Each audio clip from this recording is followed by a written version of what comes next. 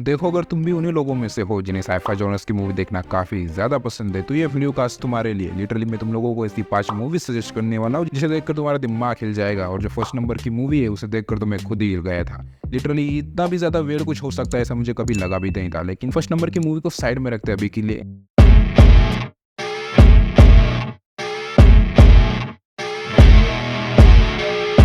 Number सबसे lowest point से start करते हैं। बात कर रहा हूँ 2016 की पैसेंजर मूवी के बारे में। ये मूवी तुम्हें Amazon प्राइम के ऊपर देखने को मिल जाएगी, वैसे रेंटेड है, तुम अपना जुगाड़ देख लो। ये मूवी बात करते है उस स्टेज के बारे में जहाँ पर जाकर ह्यूमन सिविलाइजेशन धरती के ऊपर नहीं रह सकती, तो वो सारे लोग जा रहे होते कि कुछ ऐसे ग्रह को ढूंढे जहाँ पे जाके हम रह सके। जिसके बाद वो सैकड़ों सालों बाद किसी और ग्रह के ऊपर पहुंचने वाले होते, तब तक के लिए अपने बॉडी को प्रिजर्व रखना चाहते। लेकिन उसी ट्रैवल के बीच में एक बंदा नींद से उठ जाता है, उस स्पॉट से बाहर आ जाता है और उस स्पॉट के अंदर भी नहीं जा सकता क्योंकि वो पॉड खराब हो चुका होता है। अकेला ही बंदा पूरे की पूरी स्पेसशिप में जाग रहा होता है और बाकी के सारे लोग गहरी नींद में होते, एक नेक्रो स्लीप में होते। तो क्या करता है वो बंदा? इन सारी चीज़ों को जानने के लिए आप इस मूवी को जरूर चेकआउट कीजिए। ये मूवी बस आपको एक स्पेस ट्रैवल के बारे में नहीं बताती, ये मूवी आपको बताती है कि अकेलेपन कैसा महसूस होता है और जब आप अकेले होते हो तो आप क्या कुछ कर सकते हो अपने लिए, अपने स्वार्थ के लिए। लेकिन ये तो अकेले बंदे की कहानी थी जो कि इतने सारे लोगों के साथ था। लेकिन क्या हो अगर आप एक ग्रह के ऊपर फंस जाओ और आप बस अकेले ही उस ग्रह के ऊपर हो? बात कर रहा हूँ मैं द मार्शियन के बारे में। 2015 की मूवी आपको हॉटस्टार के ऊपर देखने को मिल जाएगी। होता कुछ इस तरीके से है कि नासा की एक टीम चली जाती है मार्स के ऊपर, जैसे कि इलोन मस्क भी हाल फिलहाल में ह्यूमन कॉलोनाइजेशन बिठाना चाहता है मार्स के ऊपर। वैसे कुछ इस नासा की टीम का भी सपना होता है कि एक ह्यूमन सिविलाइजेशन बिठाई जाए, जिसके लिए वो टेस्टिंग करने के लिए जाते हैं कि क्या ये प्लेनेट हमारे सर्वाइवल के लायक है या फिर नहीं। तो वो जो टीम जाती है, वो जब वापस आने के लिए उनके वक्त होता है, तो उस टाइम पे एक ऐसा तूफान आ जाता है जिसकी वजह से वो लोग सेपरेट हो जाते हैं। उनको लगता है कि उनका एक बंदा मर चुका है जो कि नहीं मरा होता है, तो उस बंदे को वहीं पर छोड़कर चले जाते हैं। वैसे ऐसी टीम ना ही हो तो अच्छा है गुरु। वो जब वो बंदे को छोड़कर चले जाते हैं उसके बाद वो बंदा मरा तो नहीं होता है, तो वो अपना सर्वाइवल कैसे करता है। और जब नासा को इसके बारे में पता लग जाता है कि वो बंदा जिंदा है, तो वो उसके लिए क्या कुछ करते हैं। सारी चीज़ें देखने के लिए आपको इस मूवी को ज़रूर चेकआउट करना चाहिए।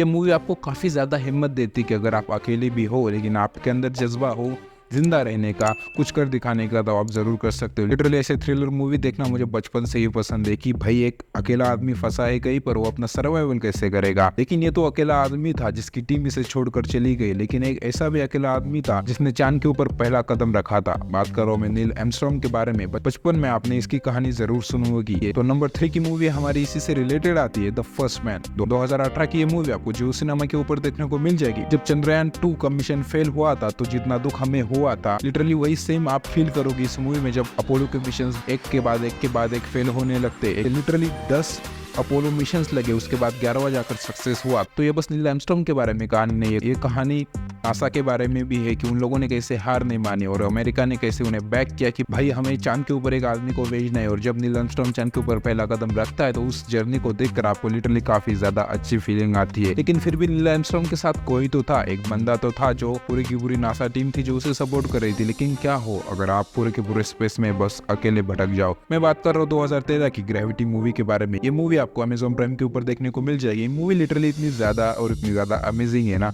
आपको देखकर मजा आ जाएगा। मूवी की कहानी कुछ इस हिसाब की है कि आपको देखकर इतना ज्यादा इमोशनल फील होगा क्योंकि आपने वो ओशंस वाले सर्वाइवल जरूर देखे होंगे जिसमें शार्क आती है, कुछ मगरमच्छ आते हैं। इन सारी चीजों को देखकर आपको थ्रिल लगता होगा। लेकिन सोचो ओशन में फिर भी आपको मदद मिल सकती है, कोई शिप आ जाएगा, कोई लोग आ जाएंगे, कुछ तो मिल जाएगा। लेकिन एक स्पेस जिसमें कोई नहीं आएगा लिटरली आपकी मदद करने के लिए, अगर आप वहां पर खो जाओ तो क्या होगा? लिटरली ये कहानी आपको बताती है कि कितना डरावना हो सकता है स्पेस। जितना ज्यादा इंटरेस्टिंग है उतना ही ज्यादा डरावना भी है। तो इसमें कुछ इस प्रकार से होता है कि जो स्पेस शटल होता है उससे एस्ट्रोनॉइट अलग हो जाता है। उसके अलग हो जाने के बाद उसके पास बस उसका स्पेस सूट होता है जिसमें कि कुछ लिमिटेड ऑक्सीजन होती है जिससे कुछ दिन के लिए वो सर्वाइव कर सकता है। लेकिन वो बंदा क्या करता है अपने सर्वाइवल के लिए और क्या वो जी पाता है या फिर नहीं, ये सारी चीजें देखने के लिए आपको ये मूवी जरूर देखनी चाहिए। और जिस वीडियो के इनिशियल पार्ट में मैं बात कर रहा था जिस मूवी के बारे में, अगर आप टॉम क्रूज के फैन हो तो ये मूवी आपको काफी ज्यादा पसंद आ सकती है। बात करो ओब्लिवियस मूवी के बारे में। 2013 की मूवी आपको जियो सिनेमा के ऊपर देखने को मिल जाएगी। मूवी की कहानी लिटरली इतनी ज्यादा अमेजिंग है कि आपने कभी ना कभी सपने में या फिर फैंटेसी में जरूर ये सोचा होगा कि कोई एलियंस अगर आ जाए और हमारी धरती के ऊपर अटैक कर दे तो क्या होगा।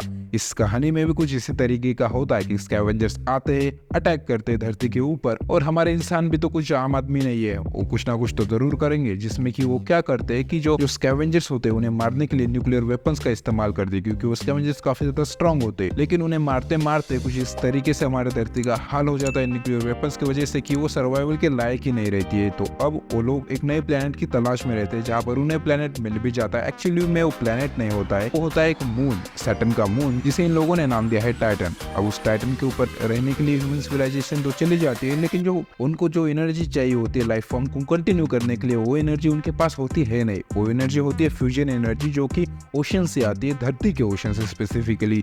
तो टॉम का जो कैरेक्टर है जैक, और जो उसकी साथी होती है विक्टोरिया, ये दोनों अब धरती के मिशन के ऊपर जाते हैं, जहाँ पर वो जो फ्यूजन एनर्जी उसे प्रोटेक्ट करने का काम करते हैं। क्योंकि जो स्कैवेंजर्स होते हैं वो तो मर चुके होते हैं, लेकिन उनके कुछ साथी रह जाते हैं जो कि उन फ्यूजन एनर्जी को तबाह करना चाहते हैं ताकि इंसान ना जी सके। तो जो जैक का कैरेक्टर है वो फ्यूजन एनर्जी को प्रोटेक्ट करना चाहता है, लेकिन उसी प्रोटेक्शन के बीच में, उन सारी चीजों के बीच में, जब उसे स्कैवेंजर्स के बारे में और डिटेल इन्फॉर्मेशन पता लग जाती है तो उसका ये दिमाग हिल जाता है।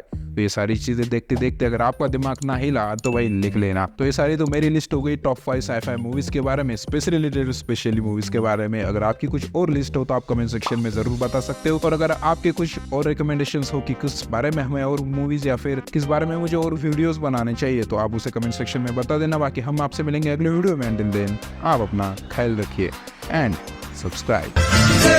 No matter what they do, you're the man with the plan right here. He is right with a man right here.